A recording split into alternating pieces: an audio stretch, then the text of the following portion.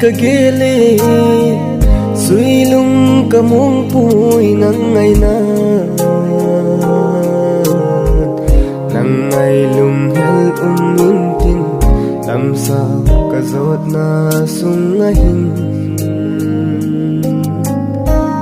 gelin latin mo ngayin latin mo len namun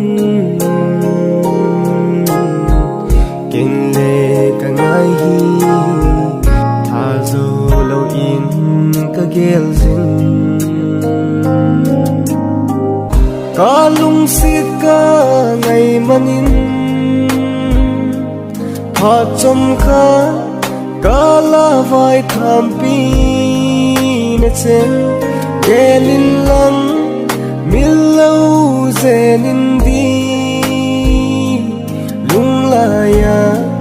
mil mo din lang hen lung sit na